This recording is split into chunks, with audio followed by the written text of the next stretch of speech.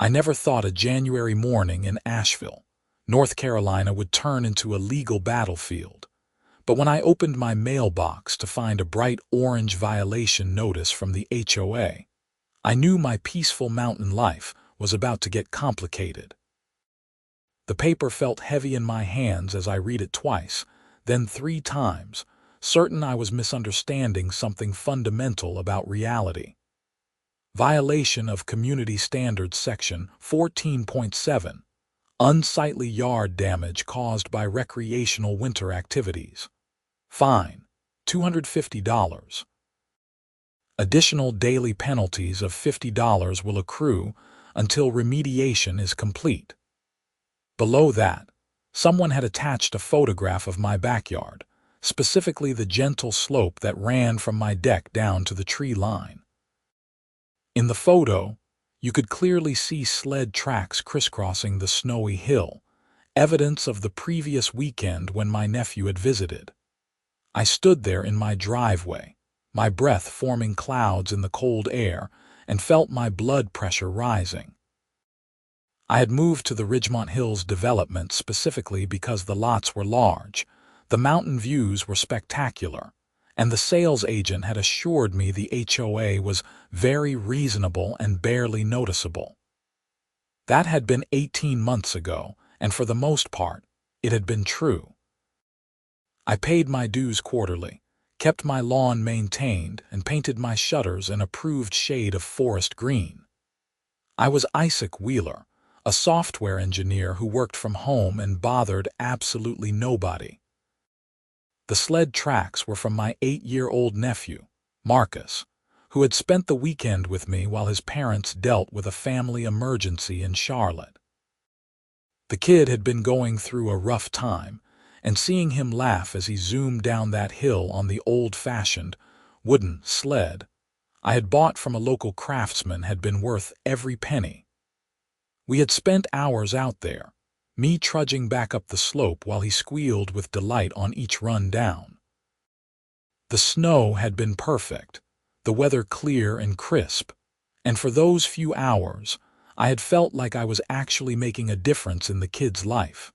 Now, apparently, that moment of joy was going to cost me money. I pulled out my phone and dialed the HOA management office, already rehearsing my argument in my head. The phone rang 4 times before a cheerful voice answered. Ridgemont Hills HOA, this is Patricia speaking. How may I help you today? Hi Patricia, this is Isaac Wheeler from 428 Maple Ridge Drive. I just received a violation notice about sled tracks in my yard, and I need to speak with someone about this because it makes absolutely no sense. There was a pause, the sound of keyboard clicking. Let me pull up your file, Mr. Wheeler. Yes, I see the violation here. It was submitted by our HOA president, Brenda Morrison. She conducts regular property inspections to ensure community standards. Regular property inspections of people's backyards, I asked, trying to keep my voice level. My backyard is barely visible from the street. Was she walking around behind my house? The HOA board members have the right to conduct visual inspections from neighboring properties and common areas to ensure compliance, Patricia said, her voice taking on a rehearsed quality that suggested she had given this explanation before. According to the notes here, Mrs. Morrison observed the damage from the Wilkinson property, which backs up to yours. The Wilkinsons were an older couple who spent half the year in Florida. Their house had been empty since Thanksgiving. So she was walking through an empty neighbor's yard to look at my property. I cannot speak to the specific methodology of the inspection, Mr. Wheeler. What I can tell you is that the violation stands unless you can provide evidence of remediation. The concern is that the sled activity has damaged your grass, which will be unsightly when the snow melts. I looked out at my backyard, where a solid 6 inches of snow still covered everything. The grass. Patricia, we had a major snowstorm. The entire development is covered in snow. My grass is fine under there. It is just compressed snow from a sled. It will melt. The HOA's position is that repeated sledding can cause ruts and damage that will be visible in spring. The fine stands.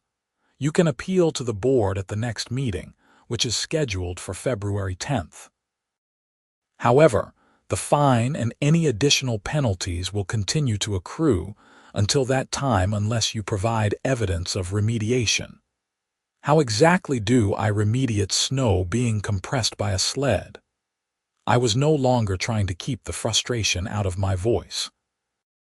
Do you want me to go out there with a blowtorch and melt all the snow to prove my grass is fine? I understand your frustration, Mr. Wheeler. You are welcome to submit your appeal in writing, and it will be reviewed at the next board meeting. Is there anything else I can help you with today? I wanted to say several things, none of them appropriate for a professional phone call. Instead, I thanked her tersely and hung up. Then I stood in my driveway for another 5 minutes, just staring at the violation notice and trying to process the absurdity of the situation. $250 because my nephew went sledding. Daily penalties after that. And the earliest I could appeal was over a month away, which meant I would be racking up penalties at $50 per day for more than 30 days. By the time I got to appeal, I would owe over $2,000 unless I could prove that snow tracks were somehow remediate. I went inside and immediately started researching. My home office was set up in what the builder had called a bonus room, with large windows overlooking that same backyard slope. I could see the sled tracks from here, gentle curves in the snow that honestly looked rather pretty in the winter sunlight. I pulled up the HOA's governing documents, all 247 pages of them, and started searching for Section 14.7. It took me 20 minutes to find it, buried in a subsection about yard maintenance and aesthetic standards. The language was maddeningly vague. Homeowners must maintain their yards in a condition that upholds the aesthetic standards of the community. Damage caused by recreational activities, vehicular traffic, or other means that creates an unsightly appearance must be remediated promptly. Nowhere did it define unsightly. Nowhere did it specify what constituted damage versus normal use, and nowhere did it mention snow, sleds, or winter activities specifically. I took screenshots of everything and started drafting an email to the HOA board. I was 3 paragraphs in, explaining the situation with my nephew and the temporary nature of snow compression, when my doorbell rang. Standing on my front porch was a woman I recognized from community events, though I had never spoken to her directly. She was probably in her late 40s, with blonde hair styled in that specific way that required both money and regular salon visits. She wore a puffy North Face jacket over yoga pants, and her smile was bright and completely incongruous with the violation notice I had just received. "Hi there. You are Isaac, right? I am Brenda Morrison, the HOA president. I wanted to stop by and introduce myself properly." Of course she was. "Hello, Brenda. I actually just got your violation notice about 20 minutes ago." Her smile did not waver. "Oh yes, I wanted to talk to you about that. But first, I have a quick question. I could not help but notice that you have that fantastic hill in your backyard. My kids have been absolutely begging me to find a good sledding spot, and all the public parks are just so crowded. I was wondering if they might be able to use your hill this weekend. We would be very respectful, of course." I stared at her for a long moment, trying to process what I was hearing. "You want your kids to use my hill? The same hill you just fined me $250 for having sled tracks on," Brenda laughed, a practice sound that probably worked well at PTA meetings. "Oh, that? Look, I know it seems a bit strict, but we have to maintain standards. The thing is, your tracks were really quite extensive and we worry about the grass damage. But if you are going to have some damage anyway, you might as well let the kids enjoy it, right? My two would only be out there for a few hours on Saturday. Let me make sure I understand this correctly, I said slowly. You find me for my nephew sledding on my property because it might damage my grass. And now you want permission for your children to sled on that same property, creating more of the same tracks that you find me for. Do I have that right? Well, when you put it that way, it sounds silly, she laughed again. But really, what is done is done. The tracks are already there. Having a few more will not make much difference, and my kids would be so grateful. Plus, it would give us a chance to get to know each other better. I like to maintain good relationships with all our homeowners. I felt something cold settle in my stomach, and it had nothing to do with the January weather. This was not about community standards or grass damage. This was about control and entitlement. Brenda Morrison had wielded her HOA authority to punish me for something completely normal and reasonable, and now she wanted to use my property for her own benefit while that punishment still stood. No, I said simply. You cannot use my hill. And I will be appealing that violation at the next board meeting. Her smile finally faltered. I really think you are overreacting, Isaac. The fine is quite standard for this type of violation, and as for the hill, I was just trying to be neighborly. Neighborly would have been knocking on my door before issuing a $250 fine for normal winter activities. Neighborly would have been having a conversation instead of conducting surveillance from my neighbor's property. And neighborly certainly would not have been asking to use my property right after fining me for using it myself. Brenda's expression shifted, the friendly facade dropping away to reveal something harder underneath. I see. Well, that is certainly your prerogative, Isaac. I should let you know that the board takes appeals very seriously, but we also stand behind our enforcement decisions. That hill of yours is quite visible from several properties, and multiple neighbors have expressed concerns about the appearance. Multiple neighbors, I asked. Which ones? Because I would love to speak with them directly. I am not at liberty to disclose that information. Homeowner complaints are kept confidential to prevent conflicts within the community. She adjusted her purse on her shoulder. I will let you get back to your day. I do hope you will reconsider about this weekend. My daughter Emily has been so excited about the possibility of real sledding, but I understand if you want to be territorial about your property. She walked away before I could respond, leaving me standing in my doorway with my mouth half open. The parting shot about being territorial about my own property was such a perfectly executed guilt trip that I almost admired the technique. Almost. I went back inside and immediately called my friend Roger, who was a real estate attorney in Asheville. We had met through a hiking group and had stayed in touch despite our busy schedules. His paralegal put me through immediately.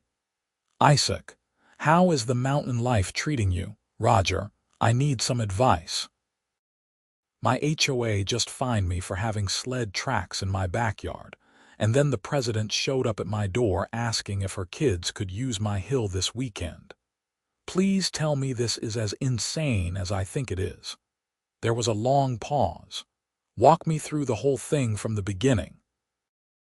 I did, including reading him the relevant section of the HOA documents.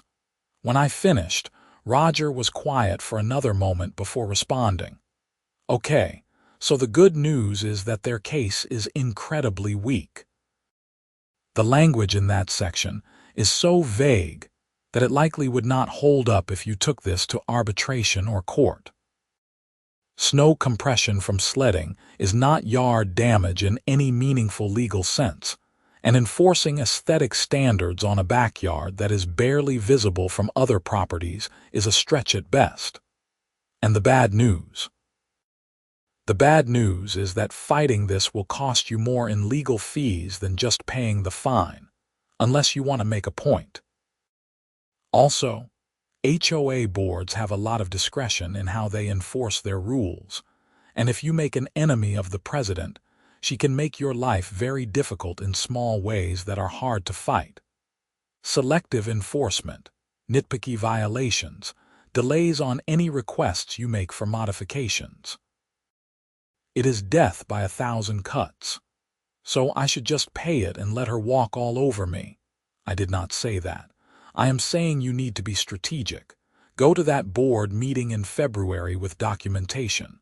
Take photos showing that there is no actual damage once the snow melts. Bring a copy of the community standards and point out how vague they are. But also, start looking at everything the HOA is doing. If Brenda Morrison is playing fast and loose with enforcement, she is probably doing it to other people too. And if she is conducting inspections by accessing other people's properties without permission, that is potentially a problem. The Wilkinsons would not have given her permission. They are in Florida. Then how did she get into their backyard? Is it fenced? I thought about it. No, actually. Most of the properties here are not fenced because the lots are large enough that people value the open sight lines to the mountains. Still, walking onto someone's property without permission to conduct surveillance of another property is questionable at best. Document everything, Isaac. Every interaction, every email, every fine. If this escalates, you will want a paper trail. We talked for a few more minutes before I let him go. I spent the rest of the afternoon photographing my backyard from every angle, documenting the sled tracks and the condition of the yard. Then I went online and started looking up HOA law in North Carolina, falling down a rabbit hole of horror stories about boards run amok. The thing about HOAs is that they exist in this strange legal gray area. They are not quite government entities, but they wield governmental-like power over private property.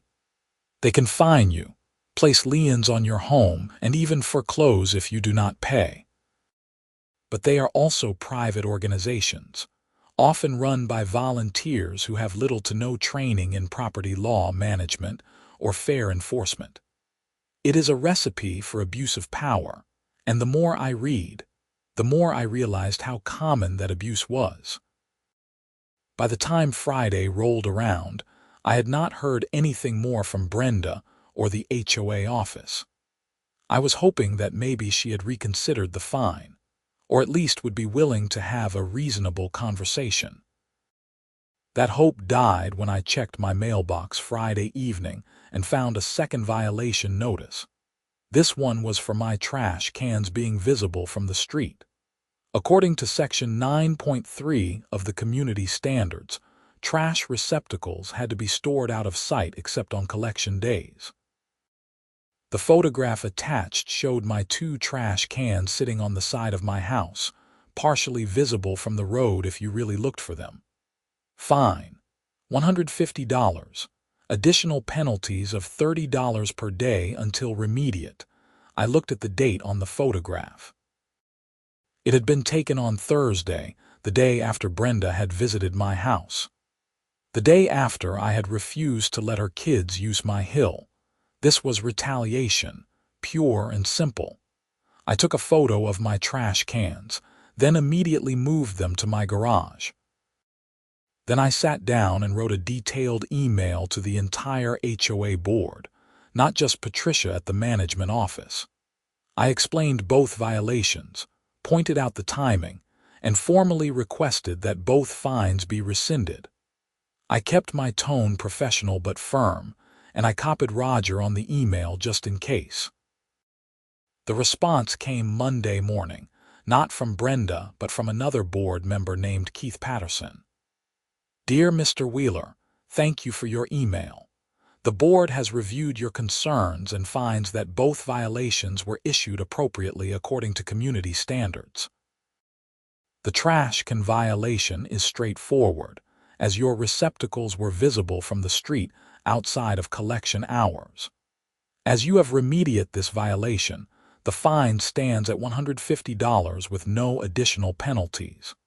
The sledding violation remains under the same terms previously communicated. Your appeal will be heard at the February meeting. Sincerely, Keith Patterson, HOA Board Secretary. $400 in fines for trash cans and sled tracks. I sat at my desk and tried to decide whether to pay the fines and move on or dig in and fight.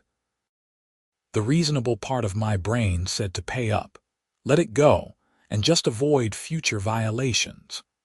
But the stubborn part, the part that had helped me build a successful career by refusing to accept unfair terms or impossible deadlines, rebelled at the idea of rewarding this kind of behavior. I decided to wait until the February meeting.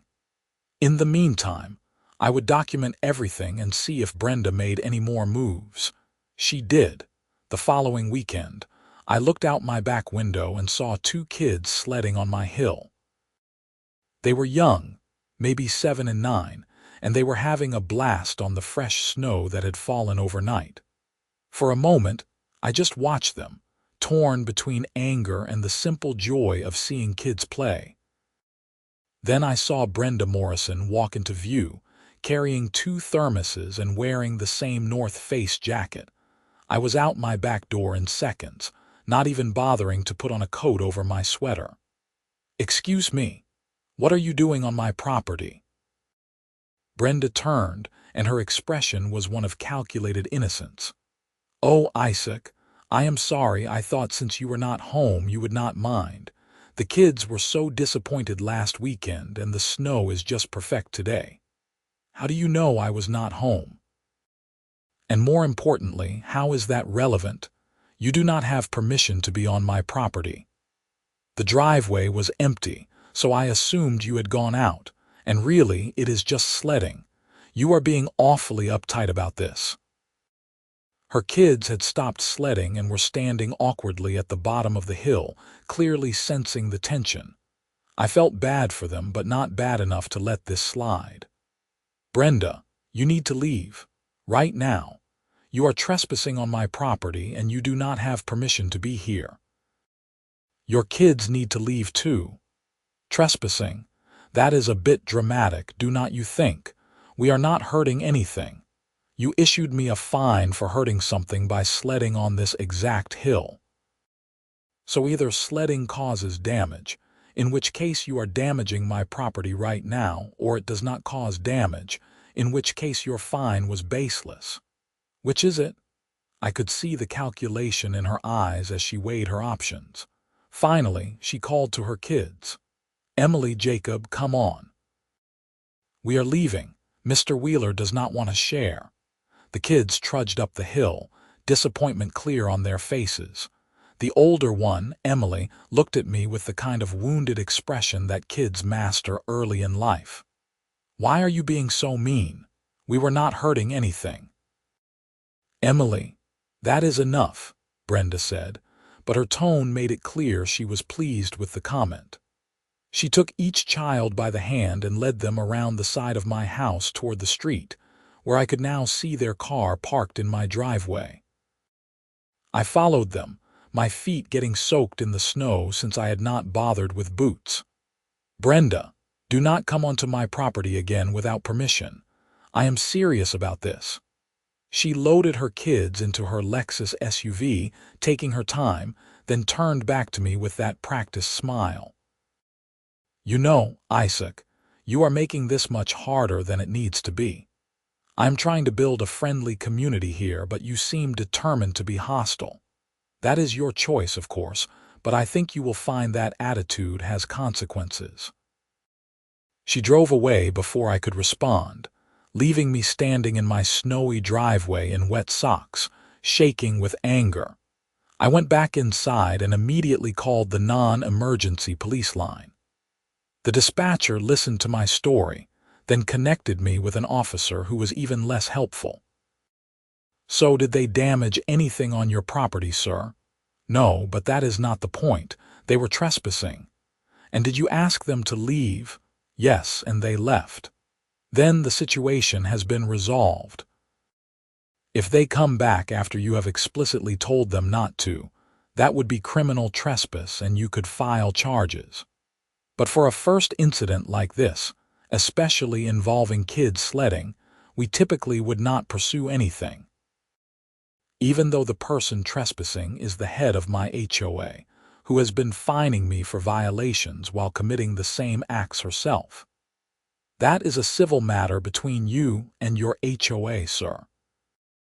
If you want to pursue trespassing charges should it happen again, you can certainly file a report, but I would recommend documenting everything and consulting with an attorney about your options.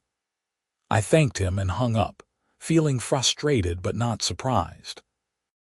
I called Roger again and filled him in on the latest developments. "Okay, this is escalating in ways that are not good," Roger said. "She is testing boundaries and seeing what she can get away with. The fact that she brought her kids onto your property after you refused permission is concerning. It suggests she either does not respect normal social boundaries or she is deliberately trying to provoke you. Or both. Or both. Here is what you need to do. Send an email to the entire HOA board right now, documenting that Brenda was on your property without permission and that you have explicitly revoked any access to your property for her or her family. Be formal but not hostile. State facts, no emotions. Then keep that email as documentation. If she shows up again, you call the police immediately and file a formal trespassing report. Will that actually accomplish anything? It creates a paper trail. If this ends up in court, either because of the HOA dispute or because of her behavior, you will have documented evidence of a pattern. Also, by emailing the entire board, you are making sure they cannot claim they did not know about her behavior. That puts them on notice that their president is potentially exposing them to liability. I drafted the email while Roger was still on the phone, having him review it before I sent it. It was professional, factual, and clear. I detailed the incident, noted that I had asked Brenda and her children to leave, and stated explicitly that Brenda Morrison and her family were not permitted on my property going forward without explicit written permission. I sent it to all 5 board members and copied Patricia at the management office. The response came within an hour, and it was not what I expected. Keith Patterson, the board secretary, sent a terse reply. "Mr. Wheeler, the board finds your characterization of this incident to be unnecessarily hostile. Mrs. Morrison was attempting to foster community spirit by allowing her children to enjoy common winter activities. Your aggressive response and threats of legal action are noted. The board will take your attitude into consideration during your violation appeal." I read the email 3 times, my disbelief growing with each read. "Roger, they are threatening me for enforcing my property rights." "Forward me that email immediately," Roger said, his voice tight. "That is incredibly problematic. They are basically admitting that they will retaliate against you for protecting your property." What do I do? For now, nothing.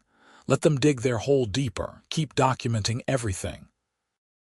And Isaac, you might want to start thinking about whether you want to stay in this community long term, because this kind of HOA dysfunction does not usually get better on its own.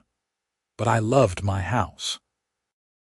I loved the view of the mountains from my deck, the peace of the wooded lot, the space and privacy after years of apartment living in Charlotte. The thought of having to sell and move because of HOA drama made me furious in a way I had not felt in years. The next 3 weeks were tense, but quiet. I kept to myself, worked from home, and avoided any activity that might generate another violation notice. I took my trash cans out only on collection day and brought them back in immediately. I did not sled on my hill, even though we got 2 more good snowfalls. I kept meticulous records of everything, taking dated photographs of my property every few days. The snow began to melt as we moved into late January and early February. As the white blanket receded, my backyard was revealed in all its perfectly normal glory. The grass where the sled tracks had been was slightly flattened but completely undamaged. No ruts, no dead patches, nothing that could reasonably be called unsightly or damaged. I took extensive photographs from every angle, comparing them to photos I had taken the previous fall before the snow came. On February 8th, 2 days before the board meeting, I received a packet in the mail from the HOA. It contained the agenda for the meeting, minutes from the previous meeting, and a financial report.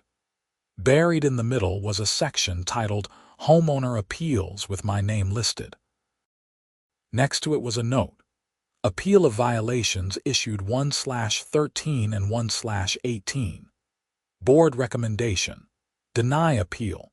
Violations were properly issued and homeowner has demonstrated hostile attitude toward community standards. They had already decided to deny my appeal before I even had a chance to present my case. I called Roger one more time. They pre-decided. The meeting is just theater. That is pretty common with HOA boards, unfortunately. They circle the wagons and back each other up, even when they are clearly in the wrong. But you still need to go and make your case on the record.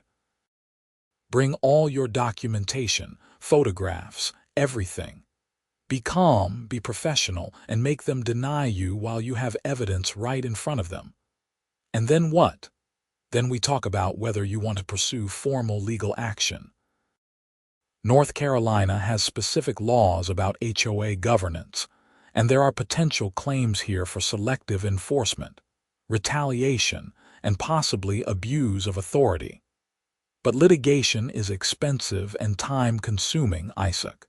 You need to decide if this is the hill you want to die on. I looked out my window at my actual hill, peaceful and green now that most of the snow had melted. It is the principle of it, Roger. If I back down, she will just keep doing this to other people. Someone has to stand up to her. That is admirable, but make sure you are prepared for the consequences. People like Brenda Morrison do not back down easily, and they usually have allies. This could get ugly. The board meeting was held at the community clubhouse, a nice facility with a pool, fitness center, and meeting rooms that our HOA dues supposedly maintained. I arrived at 6:45 for the 7 p.m. meeting, carrying a folder with all my documentation and a rehearsed speech in my head. The parking lot was mostly empty, just a few cars I did not recognize. I went inside and found the meeting room, a bland space with a long table at the front and rows of chairs facing it. Brenda Morrison was already there, along with the 4 other board members I had seen at previous meetings. Keith Patterson, the secretary, was a thin man in his 60s who wore reading glasses on a chain. Donna Martinez was the treasurer, a sharp-looking woman in her 50s who always dressed like she was heading to court. Tom Richardson was a board member who never seemed to speak at meetings, just nodded along with whatever Brenda said. And Susan Chen was the newest board member, elected just 6 months ago, who sometimes asked questions that suggested she actually read the documents. I took a seat in the front row. 2 other homeowners trickled in over the next few minutes, both looking bored and checking their phones. At 7 o'clock sharp, Brenda called the meeting to order. The first 45 minutes were devoted to routine business. Financial reports, approval of previous minutes, a discussion about the pool maintenance contract. I sat through it all, watching the board dynamics. It was clear that Brenda ran the show, with Keith backing her up and Donna providing the financial justification for whatever they wanted to do. Tom was a rubber stamp. Only Susan seemed to actually engage critically with the issues, asking questions about vendor costs and suggesting they get competitive bids for services. Finally, We reached the appeals section of the agenda.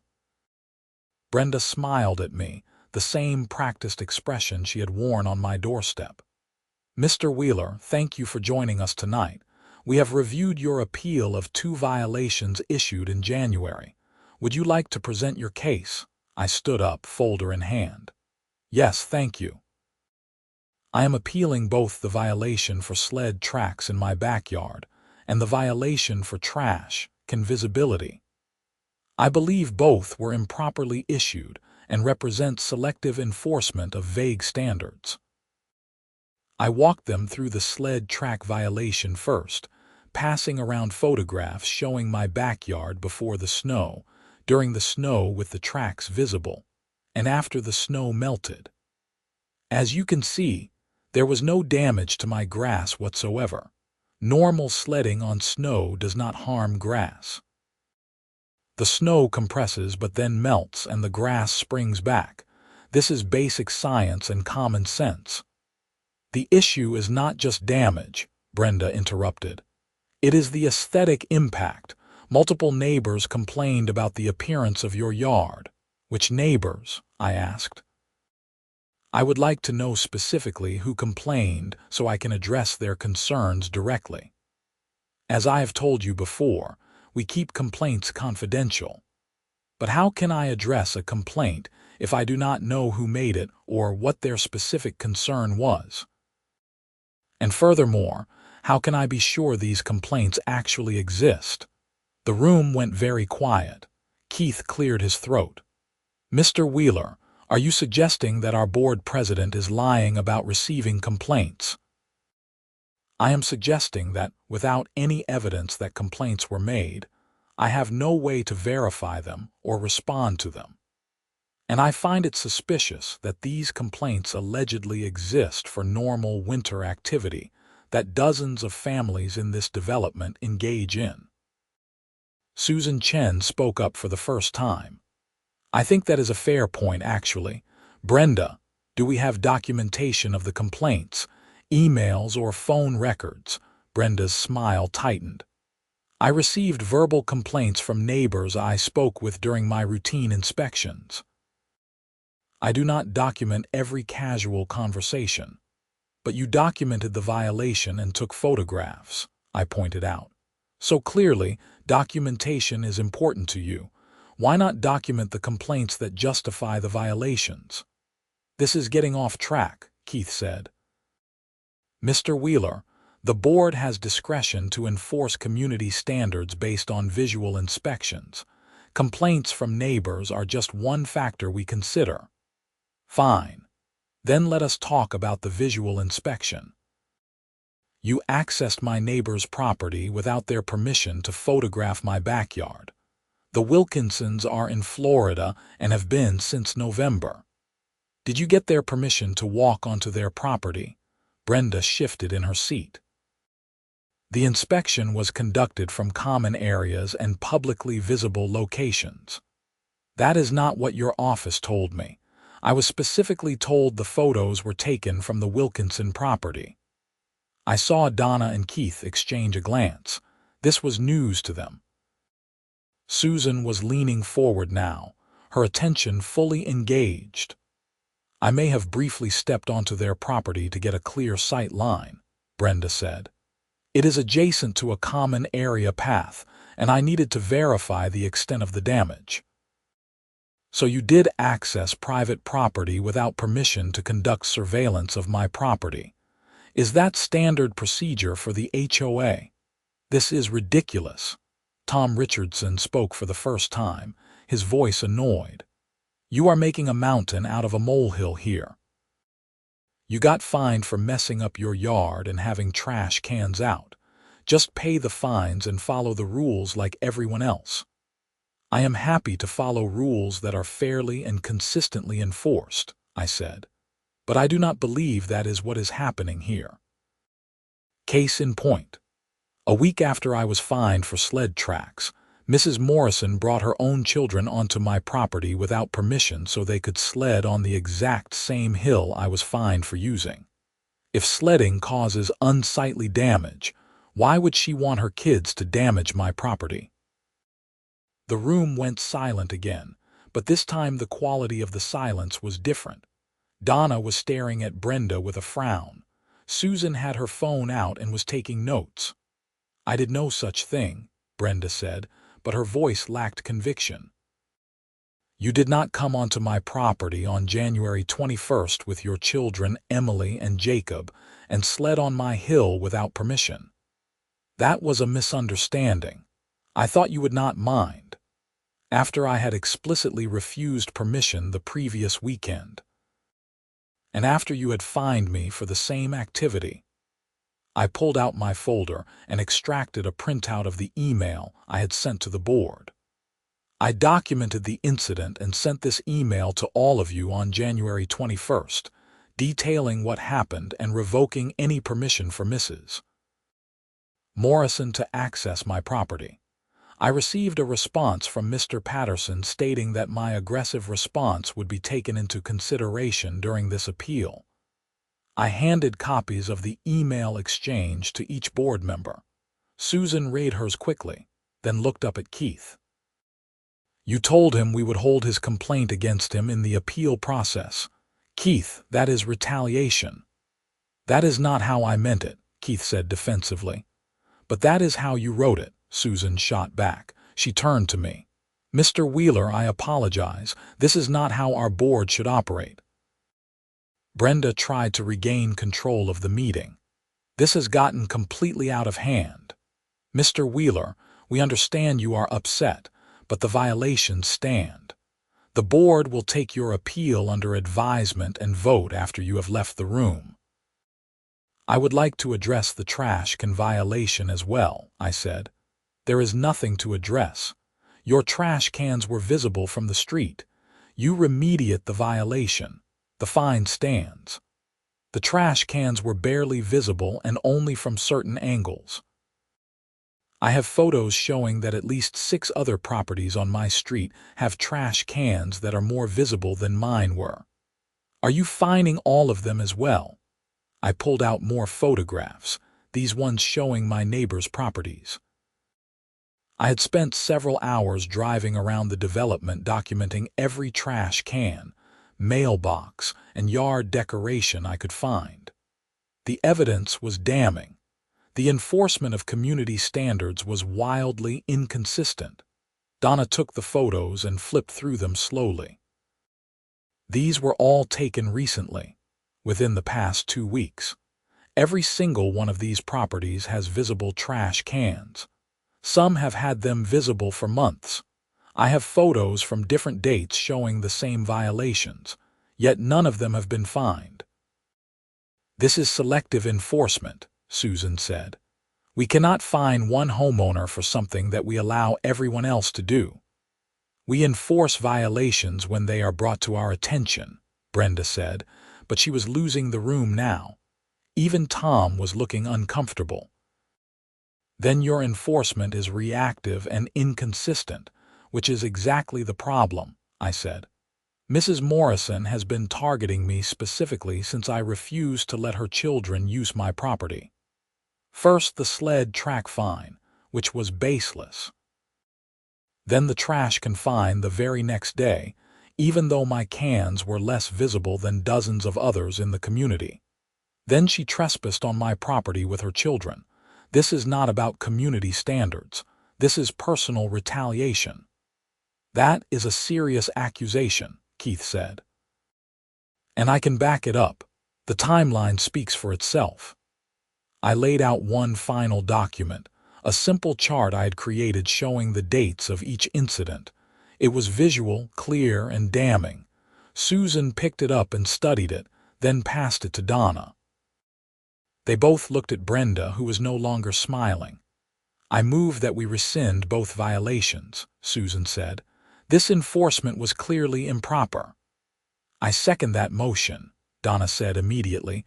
Keith looked like he wanted to argue, but the writing was on the wall. "All in favor." Susan and Donna raised their hands. Tom looked between them and Brenda, clearly conflicted, then slowly raised his hand as well. Keith sighed and raised his hand last. Brenda sat with her arms crossed, not voting. The violations are rescinded, Keith said. Mr. Wheeler, you will not be responsible for any fines related to these incidents. Thank you, I said, gathering my documents. I appreciate the board hearing my appeal fairly. I started to leave, but Susan called out, Mr. Wheeler, can you hang on for a moment? I think we might have more to discuss. I retook my seat while the board conferred quietly among themselves. Brenda was arguing with Susan and Donna, her voice rising slightly. Finally, Susan turned back to me. Mr. Wheeler, I am going to be blunt. What you have presented tonight suggests serious problems with how our HOA has been operating. Selective enforcement, potential retaliation, accessing homeowner property without permission. These are issues we need to address. Would you be willing to provide copies of all your documentation to the full board? Of course. And would you be willing to speak with an attorney we might hire to review our enforcement practices? Brenda stood up abruptly. This is completely unnecessary. Isaac made his appeal, we granted it, and now this meeting is over. Sit down, Brenda, Donna said firmly. This is not over. If we have a president who is using her position to settle personal scores, that is a problem for this entire community. We could be exposed to massive liability. I did not use my position for anything personal, Brenda snapped. I was enforcing community standards, which is my job. By accessing other people's properties without permission, Susan asked. By fining one homeowner for visible trash cans while ignoring dozens of others. By trespassing on a homeowner's property after they refused you access. Brenda, even if you thought you were right, your judgment has been terrible. I have been president of this HOA for 4 years. I have maintained property values and kept this community beautiful. I do not have to sit here and be attacked. No one is attacking you, Donna said, but we need to figure out what happened and make sure it does not happen again. At minimum, we need to review all the violations you have issued in the past year and make sure they were appropriate. And I think we need to talk about whether you should remain as president, Susan added quietly. The room exploded. Brenda started shouting about ingratitude and betrayal. Keith tried to defend her while also backing away from direct responsibility. Tom sat in silence, looking like he wanted to be anywhere else. Donna and Susan stood firm, insisting that the board had a responsibility to the community that went beyond loyalty to individuals. I sat there watching it unfold, feeling a mix of vindication and discomfort. I had wanted to fight the fines, but I had not intended to trigger a civil war within the HOA board. Eventually, Keith managed to restore order. This is not the time or place for this discussion. We will schedule a special executive session to review our enforcement practices. Mr. Wheeler, thank you for bringing these issues to our attention. The board will be in touch if we need any additional information from you.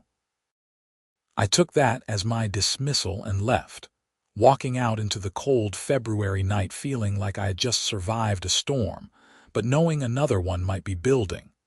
Over the next week, I heard through the neighborhood grapevine that the HOA board was in chaos. Susan and Donna had demanded a full audit of all violations issued in the past 2 years. Keith was trying to mediate between the factions. Tom had apparently considered resigning from the board entirely, and Brenda had hired her own attorney, claiming she was being scapegoated for doing her job. I stayed out of it as much as possible, but on February 18th, I received a phone call from a lawyer named Jennifer Hartley, who had been retained by the HOA board to review their enforcement practices.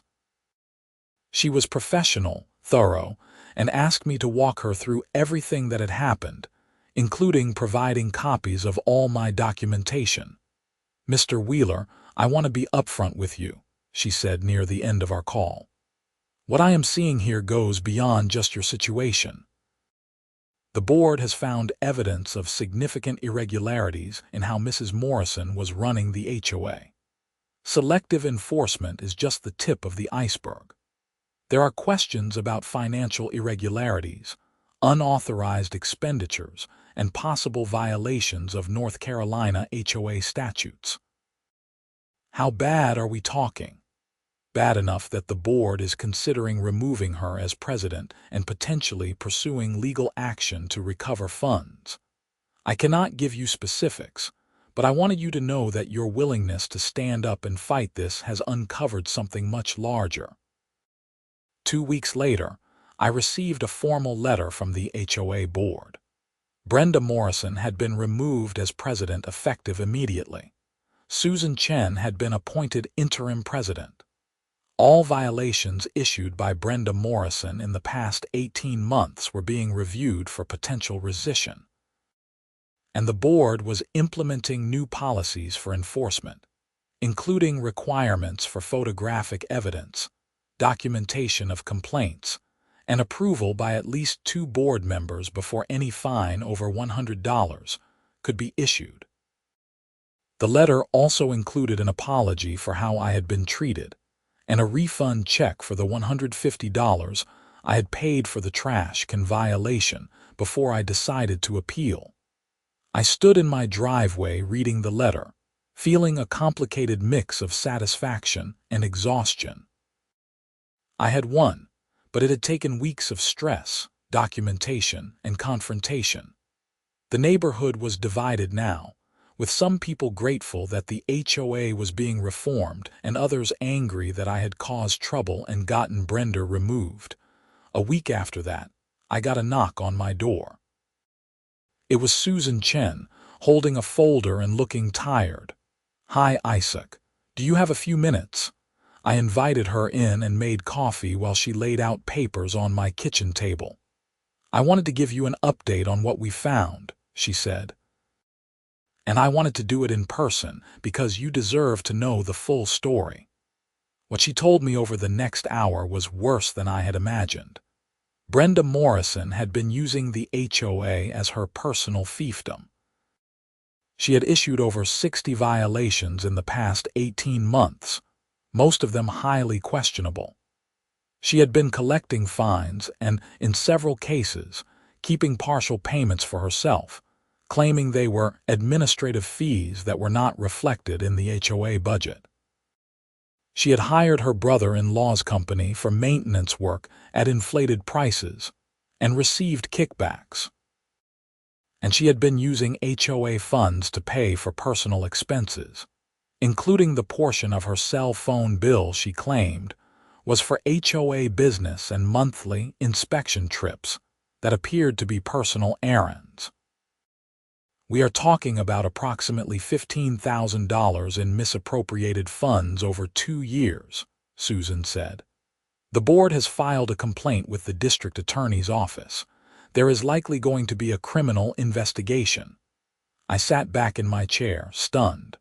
I just wanted to appeal a sledding fine. I know, but by standing up to her, you gave other people the courage to come forward. After your appeal hearing, 3 other homeowners contacted me privately with their own stories of questionable fines and retaliation. That is what prompted us to dig deeper. Isaac, you probably saved this HOA from complete collapse. If she had kept going for another year or 2, the financial damage would have been catastrophic. What happens now? The HOA will try to recover the funds through civil litigation, but that will take time. We have implemented new financial controls, including requiring 2 signatures on all expenditures over $500 and monthly financial reports to all homeowners. We are also rewriting the community standards to be much more specific and clear, so there is less room for arbitrary enforcement. And we are setting up a formal appeals process that involves the entire board, not just a review by the people who issued the fine in the first place. That all sounds good. It is going to be a long road to rebuild trust, but I think we can get there.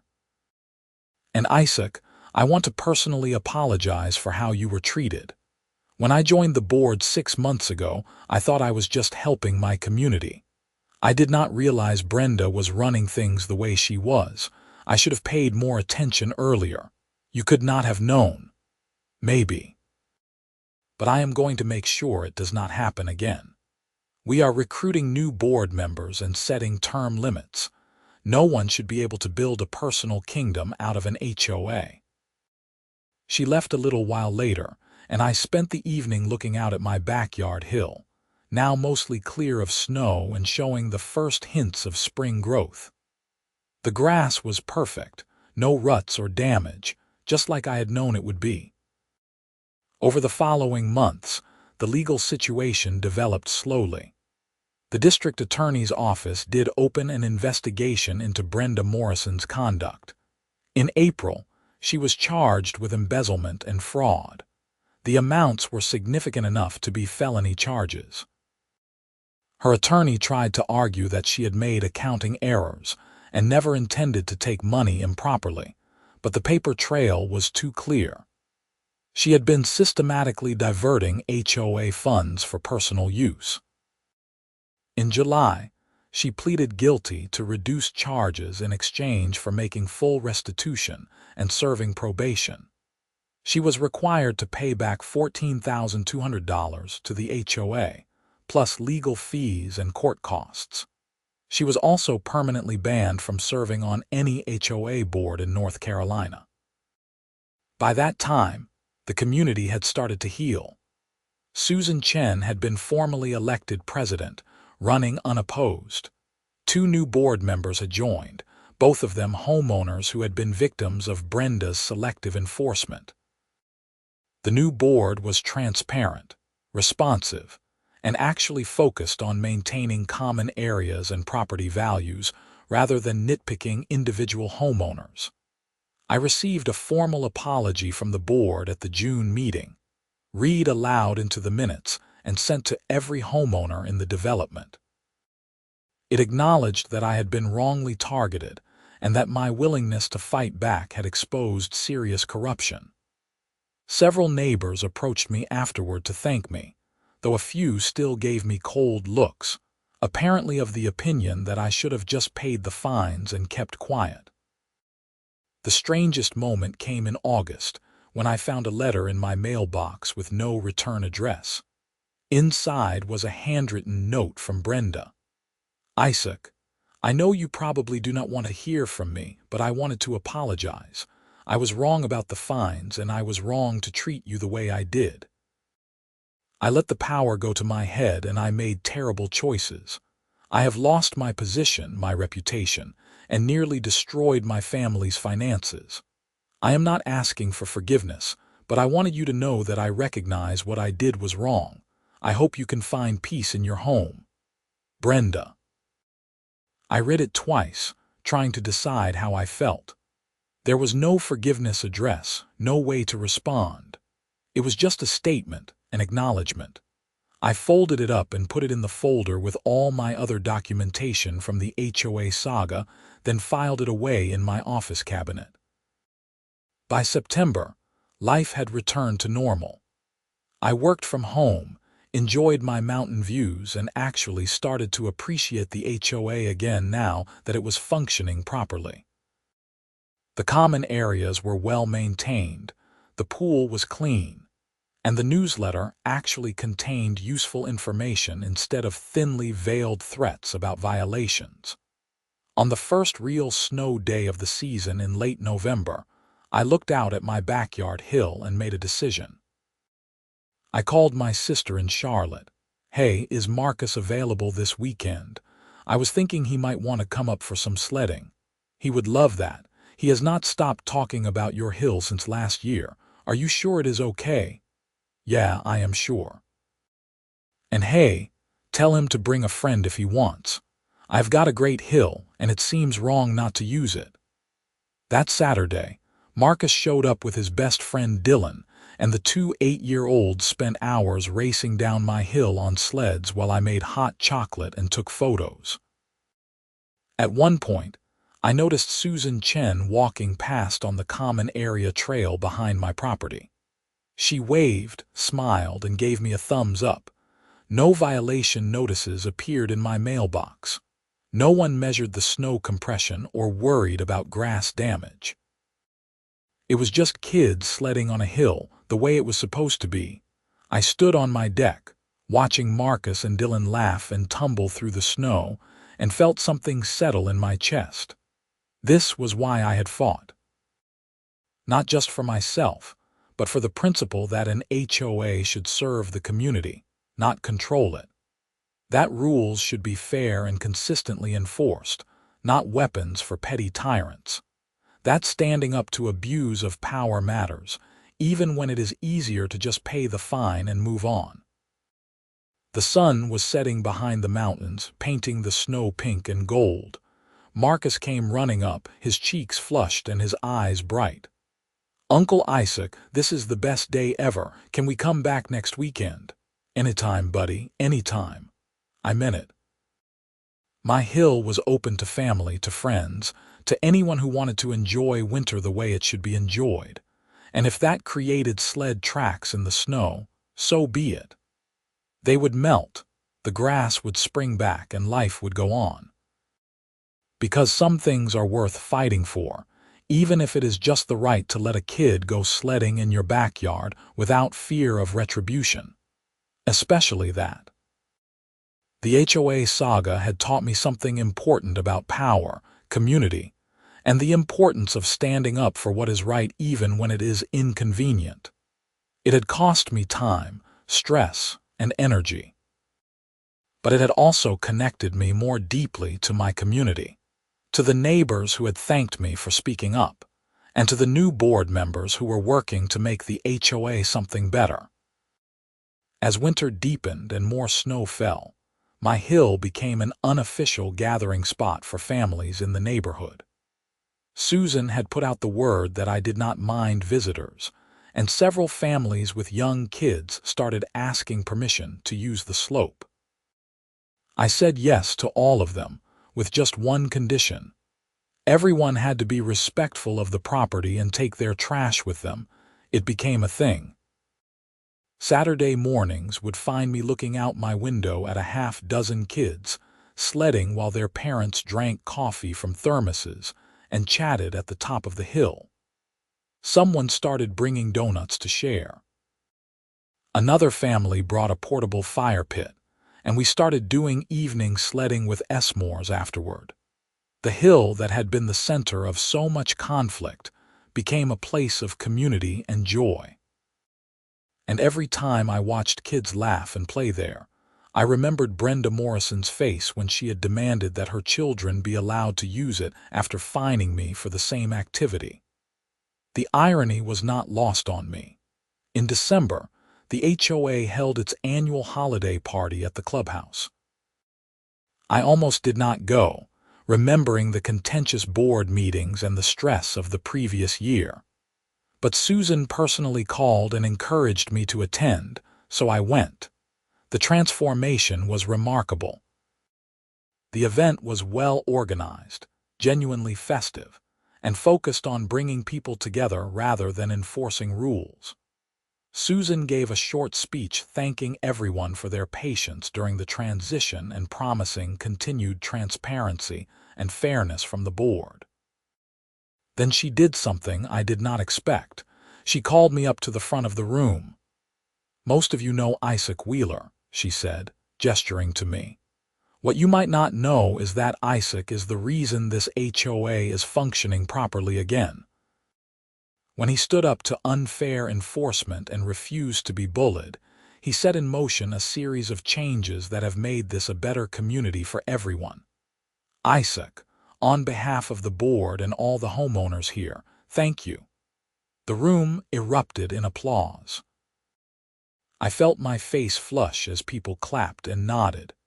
When it finally died down, Susan presented me with a framed photograph of my hill covered in snow, with the mountains visible in the background. "We thought you might like a reminder of what you were fighting for," she said with a smile. I took the photo home and hung it in my office, right above the filing cabinet that held all the documentation from the HOA dispute. It was a perfect visual representation of the entire experience, something beautiful that someone had tried to weaponize and control, but that had ultimately become a symbol of community and standing up for what is right. On New Year's Eve, I stood on my deck with a beer, watching fireworks launched from somewhere in the valley below. The year had been tumultuous in ways I never could have anticipated when I first moved to this house, but it had also been meaningful.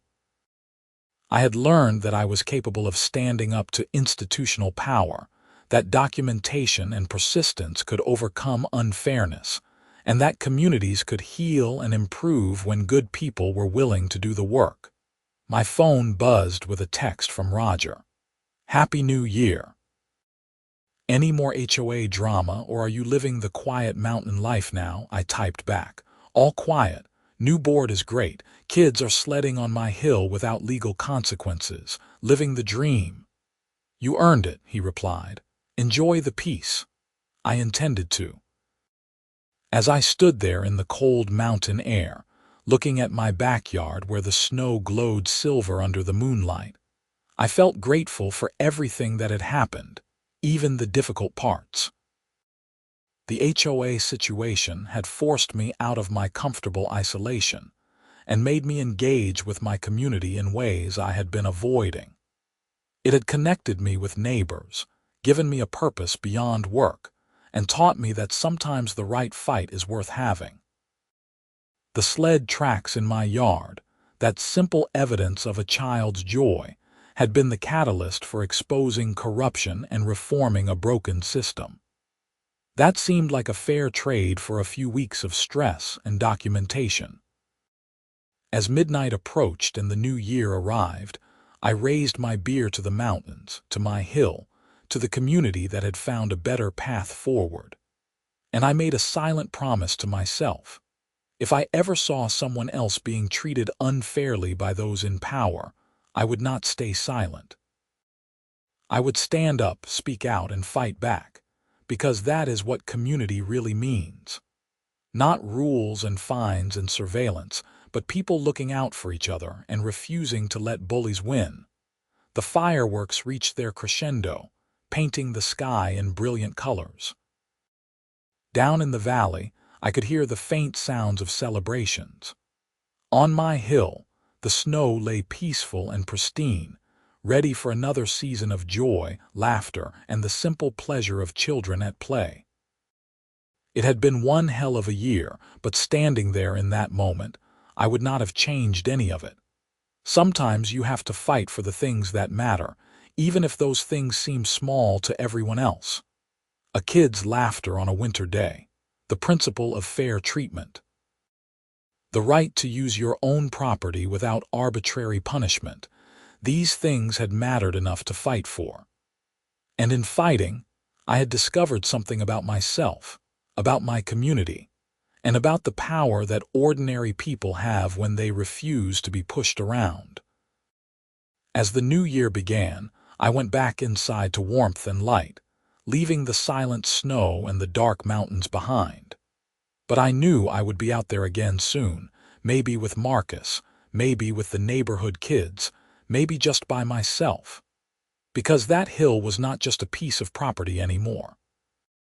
It was a symbol of something larger, something worth protecting and sharing and celebrating, and no HOA fine in the world could take that away from me.